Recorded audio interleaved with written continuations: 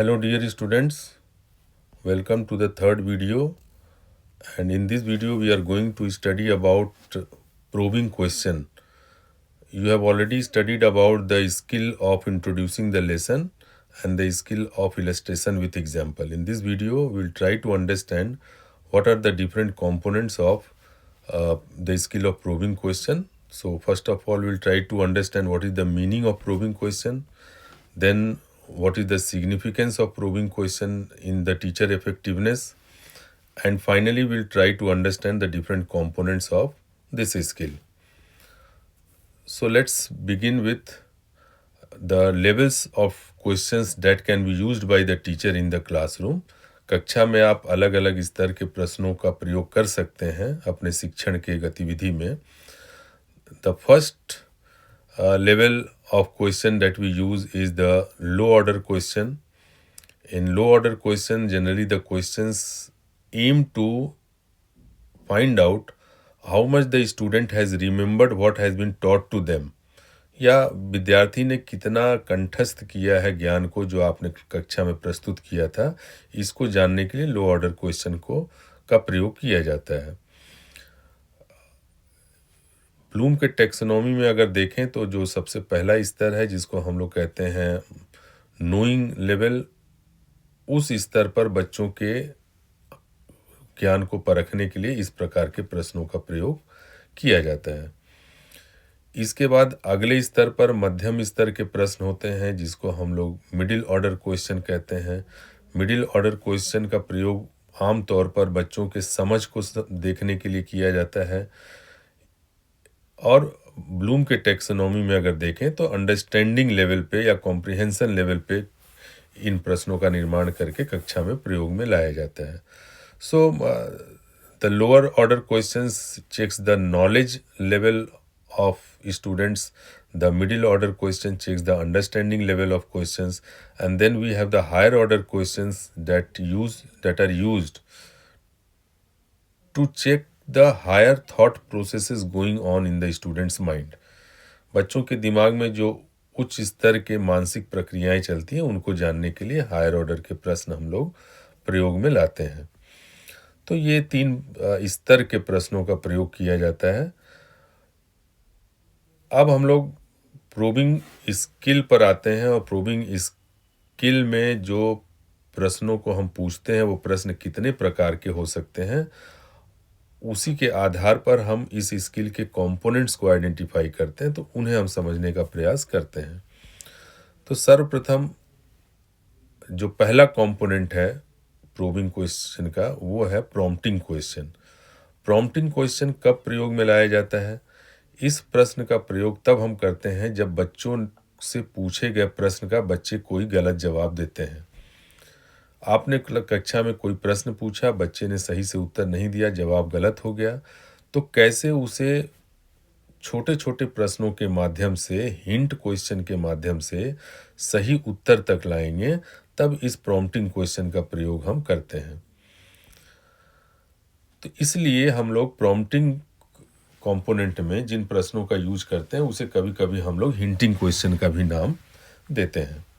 तो ये 2 बातें याद रखनी है कि जब बच्चा सही उत्तर नहीं दे पा रहा है तब इसका प्रयोग करेंगे, और इसके प्रयोग में हम छोटे छोटे हिंट क्वेश्चंस बना करके बच्चों के सामने प्रस्तुत करते हैं. इन्हीं हिंट क्वेश्चंस के माध्यम से बच्चे सही उत्तर की तरफ बढ़ते हैं.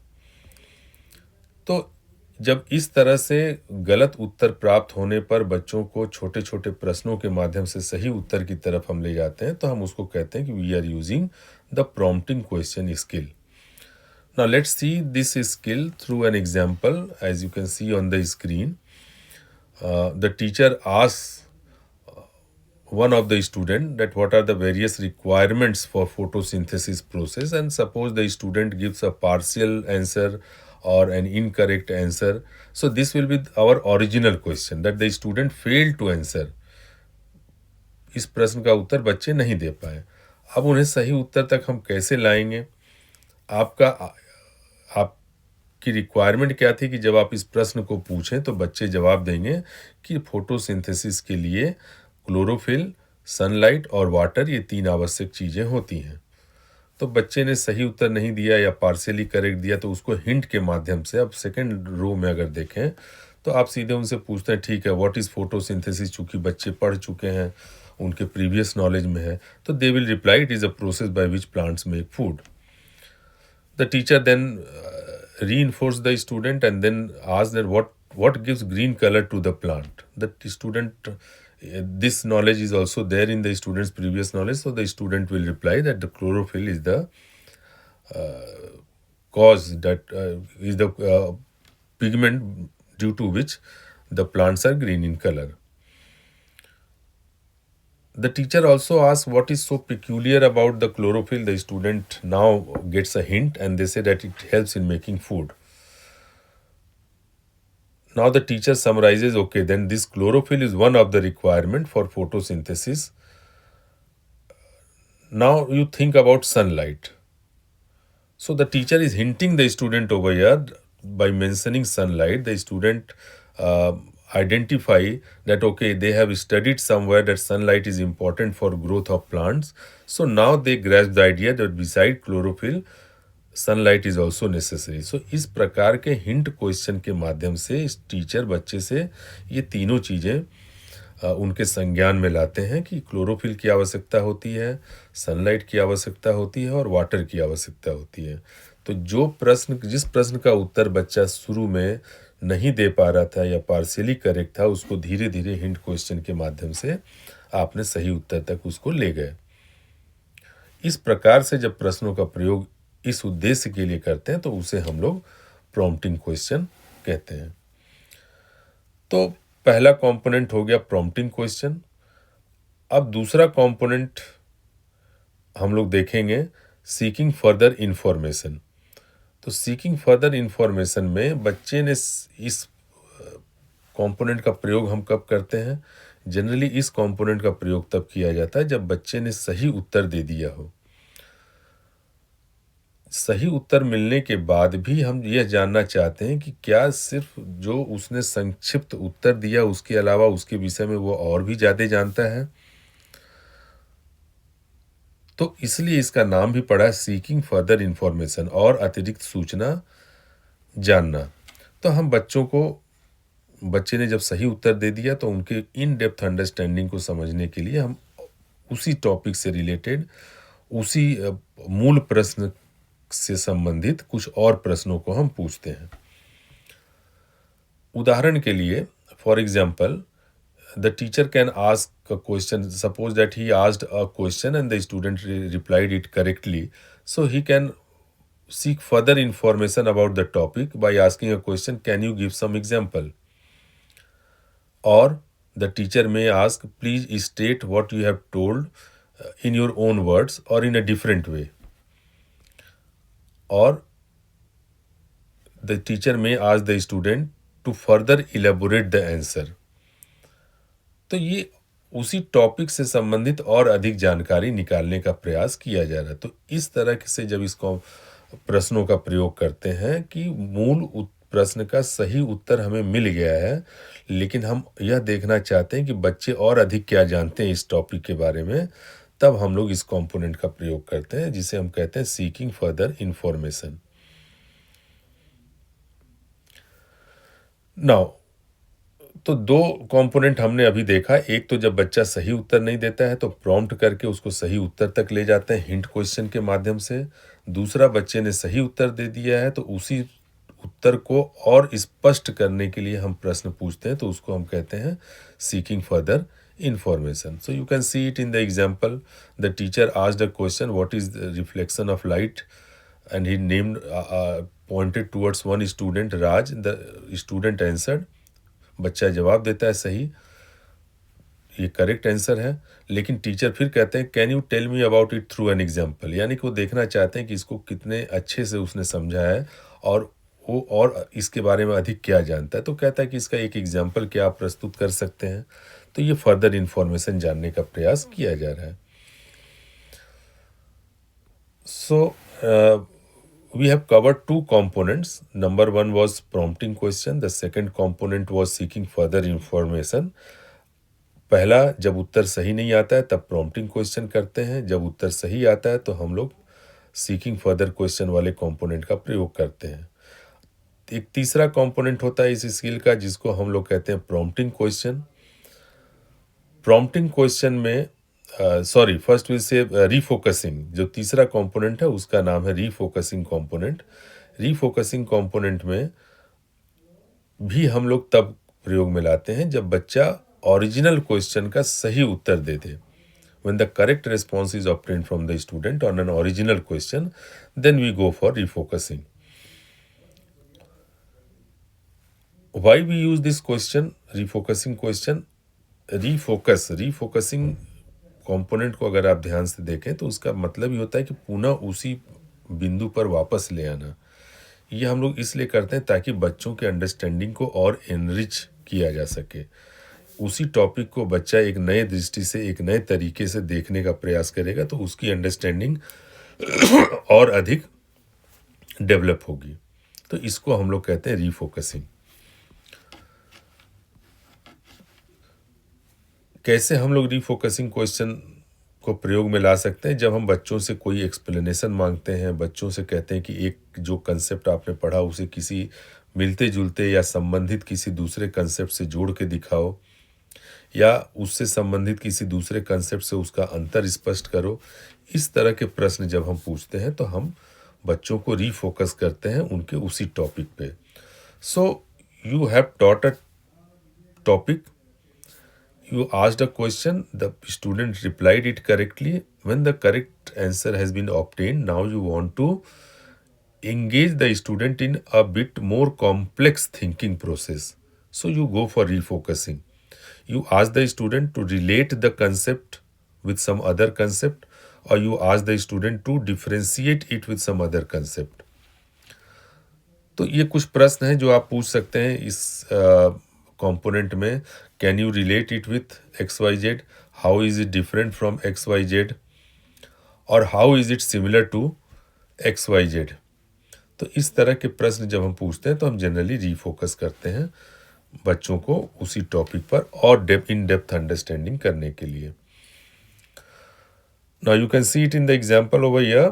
The teacher asked a question, the student replied it correctly.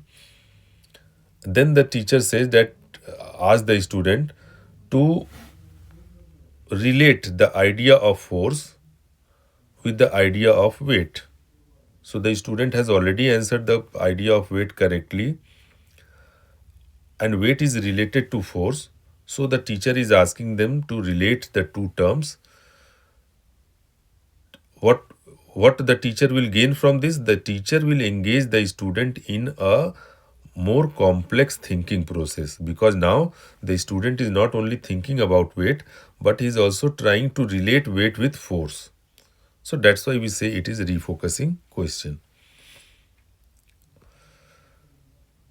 So students, we have seen three important components. The first was the prompting question. Always remember that prompting question is asked when the student gives an incorrect answer. All the other components are asked when the students arrive at the correct answer. The second component was seeking further information. The third component was refocusing. And now we'll try to understand the fourth component, that is critical awareness component. Now, critical awareness component is the highest level question. It is also asked when the student has given a correct response, and now you want your student to look at the concept or the idea or the knowledge from an application level or from different other perspectives. So in the critical awareness component, you are again engaging your students in deep thinking process.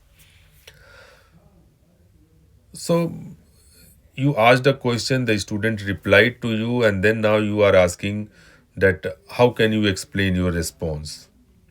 Suppose you have taught your students about force, and now you are pushing a door in front of the student and asking them, is there a force? The student will say yes. The answer is correct. Now you want to make him critically aware, and then you say that, okay,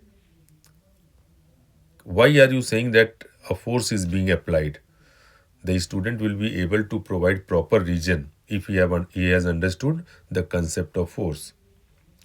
तो अगर अच्छे से समझा है तो आप उस answer को एक्सप्लेन करेगा। आपने क्लास में बच्चों को बताया कि work is equal to force into displacement.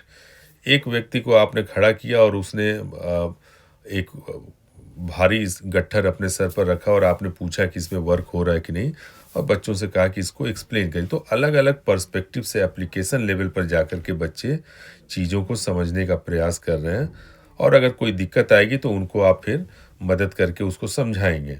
तो इसलिए क्रिटिकल अवेयरनेस को बढ़ाने के लिए प्रश्न का प्रयोग किया जाता है। हम सभी जानते हैं कि question stimulates our mind, and the type of question you are asking will stimulate the particular thinking process in the mind. So when you are asking the critical awareness level question, the students will get engaged in deep thinking process.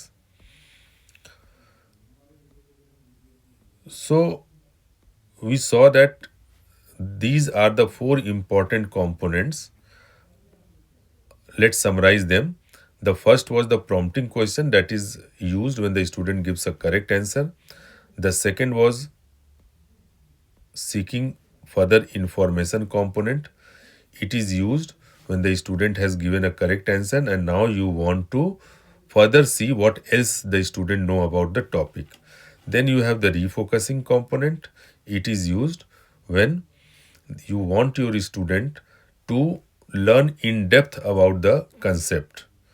That means you want your student to relate the newly learned idea, the newly learned knowledge, the newly learned concept with related other concepts. And finally, you have critical awareness question, that is used when you want to develop application level thinking among the students. When you want your student to think from many different ways at the same topic. One more component is there that I did not explain to you in detail, but it's very simple, and that is the redirection component. This is used when you want to float the question throughout the class. Suppose you asked a question to Ajay and Ajay did not answered it properly, so you can redirect the same question to another student in the classroom, and then from there you can redirect it to a third student.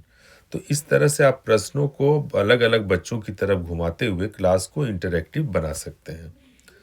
तो कुल मिलाकर के ये 5 important component हैं probing skill के, जिनको आपको practice करना है, और इन 5 कंपोनेंट को मिलाकर के एक उदाहरण आपके सामने प्रस्तुत किया गया है, जिसके माध्यम से आप बेहतर तरीके से समझ सकते हैं कि इस स्किल को आधार बना करके हम माइक्रो लेसन कैसे तैयार कर सकते हैं।